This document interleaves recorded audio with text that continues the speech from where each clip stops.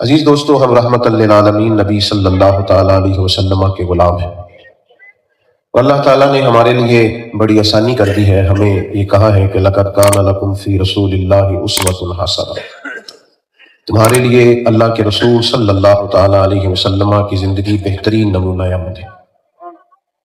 ہم نے زندگی گزارنی ہے، شب و روز بتانے ہیں، وقت کچھ تیزی اختیار کر گیا ہے، زندگی میں ٹھہراؤ نہیں رہا بہت سارے لوگوں کی۔ غربت اگر پریشان ہے تو دولت بھی بڑی آزمائش کا شکار ہے۔ بے روزگار اگر تکلیف میں ہے تو جن کے پاس کوئی ذریعہ ہے وہ بھی کوئی کم آزمائش میں ہے۔ اس کی وجہ یہ ہے کہ ہم نے دنیاوی تقاضوں کے مطابق اپنے معاملات کو ترتیب دیا ہے، اسوہ حسنہ کو نہیں دیکھا۔ ہم نے یہ دیکھا ماحول کس طرح کا ہے، اس طرح کے ماحول میں ڈھل گئے ہیں۔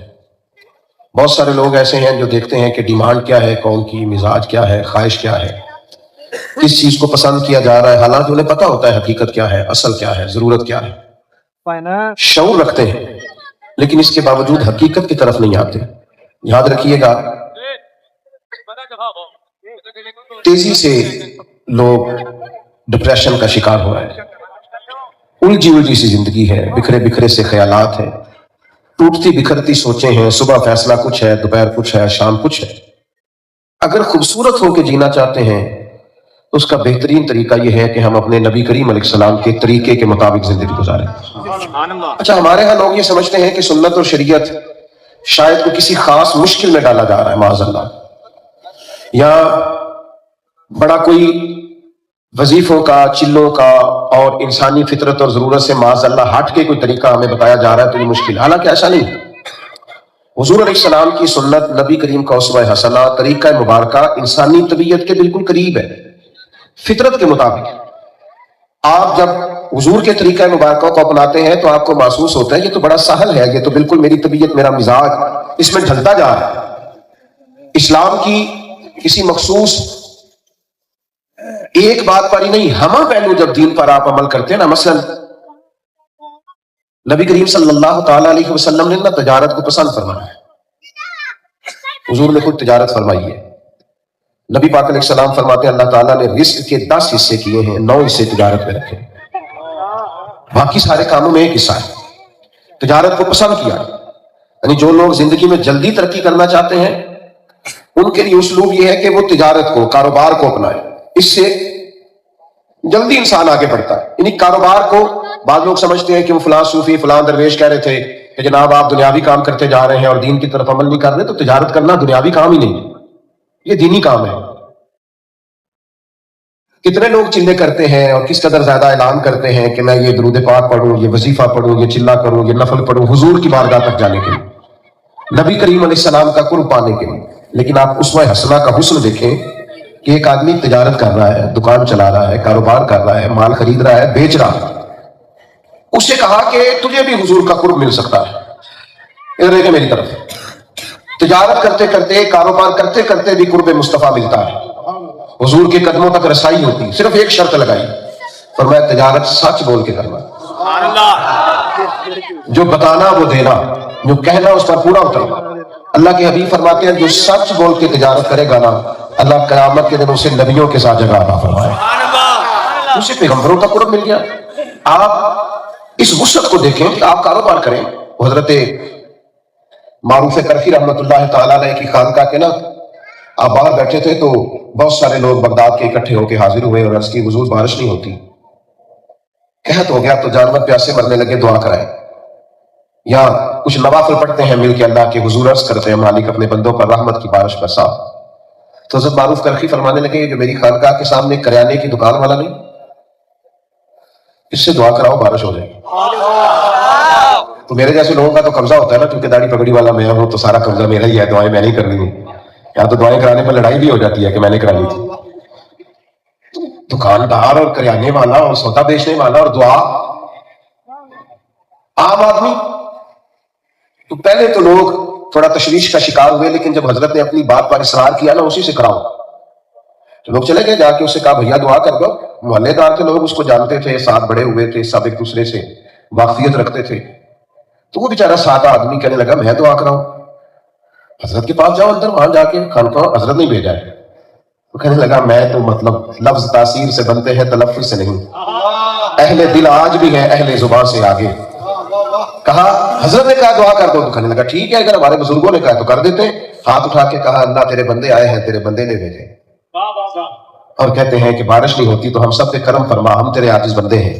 अभी उसने चेहरे पे हाथ नहीं फेरे, काली घटाएं छा गई, चारों जानिब बरखा बरसने लगी, लोग खुश हो गए और अपने अपने घरों को चले गए। एक साहिब दिल चंद लोगों को लेकर हजरत मारूफ करखी की बारगाह में वापिस आया और उसने अर्ज की हुजूर ये कोई अलग से रात को आके तहज्जुद पढ़ता है, कोई अंधेरे में नवाफिल अदा करता है, क्या करता है जो कबूलियत इसकी दुआ के इतनी करीब आ गई है कि अभी चेहरे पर हाथ इसने फेरे हैं और अल्लाह ताला ने इसको कबूल कर लिया है।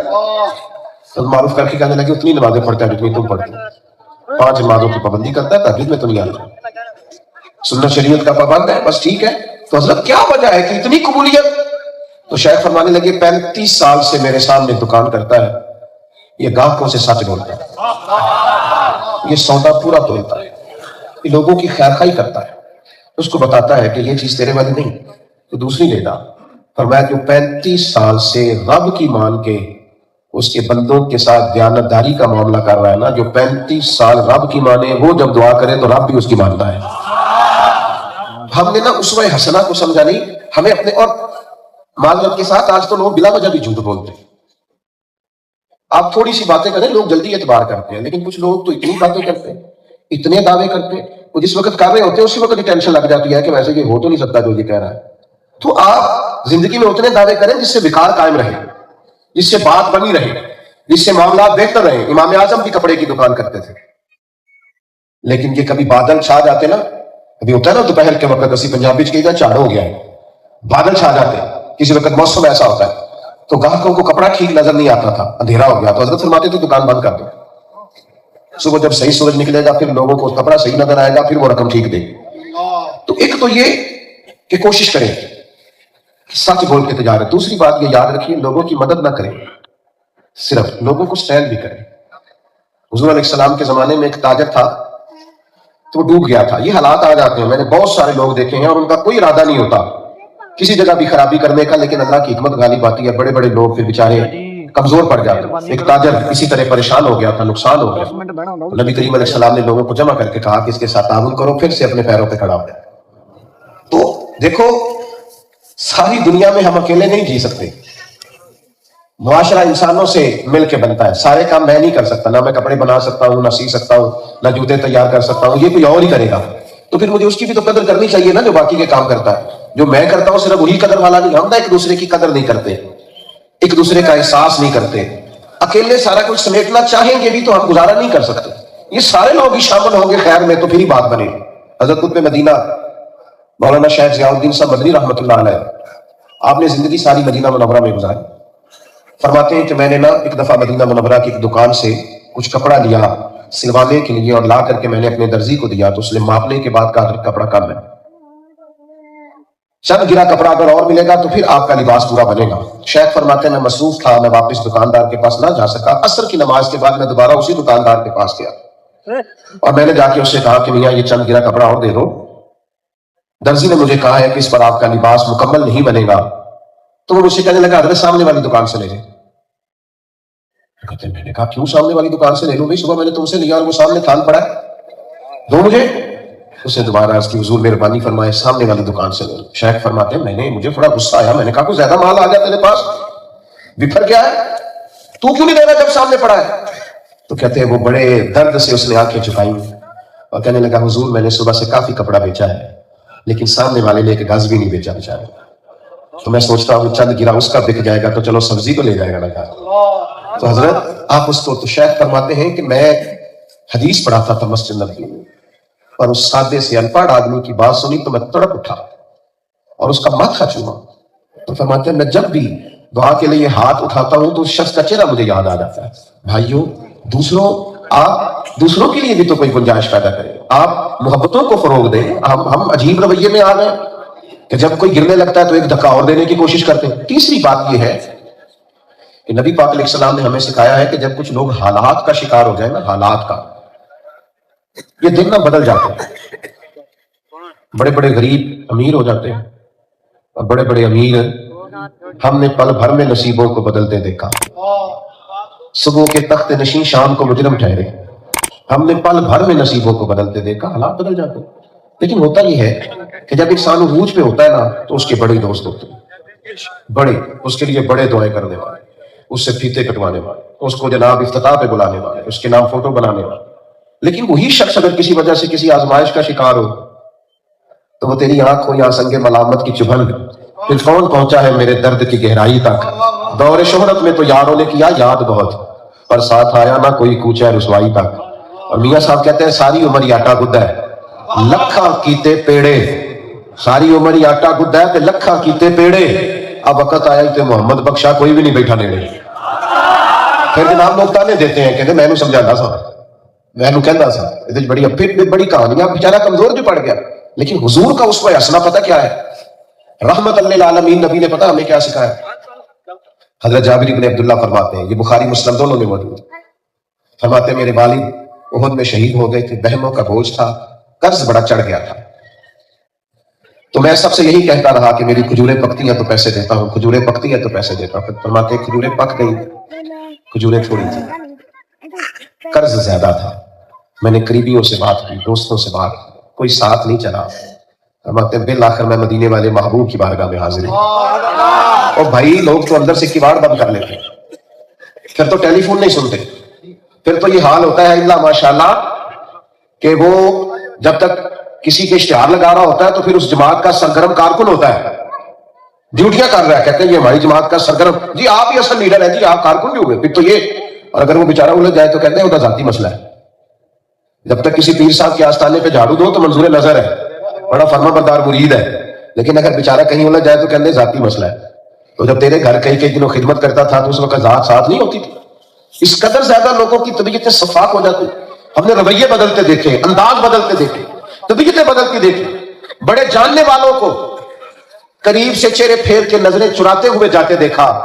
لیکن اسوہ حسنہ کا کمال اور نور یہ ہے کہ حضرت جابر بن عبداللہ رضی اللہ تعالیٰ عنہ بیان فرماتے ہیں، نبی کریم علیہ السلام کی خدمت میں جب میں نے عرض کیا نا تو حضور نے فرمایا تو کھجوریں اتار، اور ان کا ڈھیر لگا کھیت میں، اور میں آیا. یعنی حضور خود تشریف لائے. میں نے سنا ہے وہ بن سمر کر میری عیادت کو آ رہے ہیں، یعنی حضور خود تشریف لائے. سنیں اللہ جزا دے، عصر کا وقت قریب ہے، میں تو سمیٹنے کی طرف آ رہا ہوں. کہتے ہیں نبی کریم صلی اللہ تعالی علیہ وسلم خود تشریف لائے. حضور نے میرے کھیت کا ایک چکر لگایا، دعائے برکت فرمائی، اور پھر حضور نے فرمایا تولتا جا اور دیتا جا. فرماتے ہیں میں دیتا گیا، بلکہ میں نے تھوڑی تھوڑی کھجوریں زیادہ بھی دی. فرماتے ہیں کرم کا حال یہ ہے کہ میں وہ سارے قرضے اتار کے واپس آیا، اور جناب عمر فاروق رضی اللہ تعالیٰ عنہ کو میں نے آ کے بتایا کہ عمر عجیب بات ہے کہ سارے قرضے بھی اتار دیے ہیں اور مجھے لگتا ہے کھجوریں پہلے سے بھی زیادہ ہیں. تو حضرت عمر فرمانے لگے آپ تو آپ بتا رہے ہیں نا، جب حضور آپ کے ساتھ گئے تھے مجھے اسی وقت یقین ہو گیا. تو بھائی کسی کے کام آنا، خدمت کرنا. ایک چوتھا پہلو آپ کی خدمت میں عرض کر کے اپنی بات کو سمیٹوں گا. ایک بات یاد رکھیے گا، انسانوں کے سامنے اپنے آپ کو کلیئر کرنا مشکل نہیں ہوتا، لوگوں کے سامنے وضاحتیں دینا مشکل نہیں ہوتا. لوگ اچھی سیاسی چال چل کے، اچھا پتہ پھینک کے، اچھا سا رنگ اپنا کے بڑی جلدی اپنی سائٹ سیو کر جاتے ہیں. لیکن ایک عدالت ایسی ہے جو صبح قیامت بھی لگنی ہے، اور حال یہ ہوگا کہ منہ پر مور لگ جائے گی. سورہ یاسین بتاتی ہے کہ ہاتھ اور پیر بولیں گے، اللہ کے حضور گواہی دیں گے. وہاں نہ بڑے سارے راز کھل جائیں گے، بڑی ساری باتیں زمین اپنی خبریں دے دے گی، سب واضح ہو جائے گا. یاد رکھیے ضمیر کے قیدی بن کے کبھی نہیں جینا. کچھ سوال ہمارا ضمیر بھی ہم سے پوچھتا ہے، کچھ کٹہرے رات کو بھی لگتے ہیں جب ہم اپنے بستر پر جاتے ہیں. انہیں آپ کو دبائیں نہیں، لوگوں کے سامنے کلیئر ہونے کا کیا مقصد ہے؟ وہ تو بندہ ہو ہی جاتا ہے. اصل مقصد یہ ہے کہ اللہ کے حضور انسان صاف ہو، وہاں جواب دہی کا تصور پیدا ہو. وَلِمَنْ خَافَ مَقَامَ رَبِّهِ جَنَّتَانِ، اللہ کے سامنے کھڑے ہونے سے ڈرے گا، اللہ 2 جنتیں عطا کروائے گا. یاد رکھیے وہاں کے لیے آپ اس پہلو کو ذرا سیرت کے اور اسوہ حسنہ کے اس پہلو کو سمجھیے نا ذرا، کہ صفے سیدھی کراتے ہوئے نبی پاک صلی اللہ تعالی علیہ وسلم نے ایک صحابی کو درہ لگایا. सफ़े सीधी कराने के लिए कि जरा पीछे हट जा। उन्होंने बाद में अर्ज की, हुजूर मैंने बदला लेना। हुजूर ने ये तो नहीं फरमाया ना कि तू पता है किसको कह रहा है, या तू कौन होता है, ये नहीं फरमाया, बल्कि महबूब ने फरमाया आ जा और बदला ले। भाई ये वो तसव्वुर दिया है नबी करीम के उस्वा नूर ने हमें, कि हमें वो चीजों को समझना चाहिए, जिंदगी को हसीन करके मुरतब करें, अखलाकी अक़दार को बुलंद करें, अच्छे अमाल इंसान को मुज़य्यन करते हैं। मुंह पर बातों का लोग तारीफें कर भी जाते हैं, कह भी जाते हैं और हो भी जाता है, लेकिन असल ये होता है कि कोई तन्हाई में आपके लिए दुआ करे, आपके लिए अल्लाह के हुजूर रोए, अल्लाह की बारगाह में आपके लिए अर्ज करे कि मालिक इसने मुझ पर बड़ी मेहरबानी की है। कुछ अपने आप को हुजूर के उस्वा हसना में इस तरह लाइए कि रहमतल लिल आलमीन पैगंबर की खास किस्म की जो हमारे लिए छोड़ी हुई चीजें हैं उनको हम अपना सकें।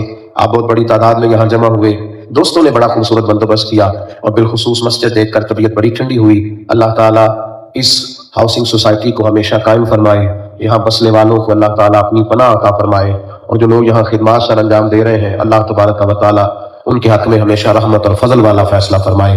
आखिर दावाना अल्हम्दुलिल्लाह।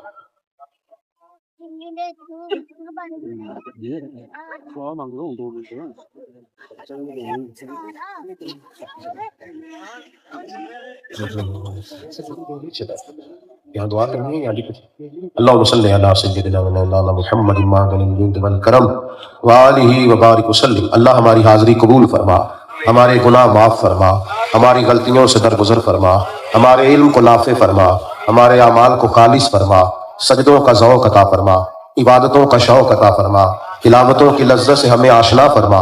अल्लाह करीम अपनी खास निगाह लुत्फ़ व इनायत हमारे शामिल हाल फरमा। रमज़ानुल मुबारक आ रहा है, सुबह जब हम सहरी में उठे तो तहज्जुद पढ़ने की भी तौफीक अता फरमा। अल्लाह बाजमात नमाज तरावी की तौफीक अता फरमा, कुरान मजीद से वाबस्ता हो जाने की तौफीक अता फरमा। इस माह मुबारक को उम्मत मुस्लिमा के लिए बाइस खैर बरकत फरमा, बुलंदी और रिफ़त का सबब बना।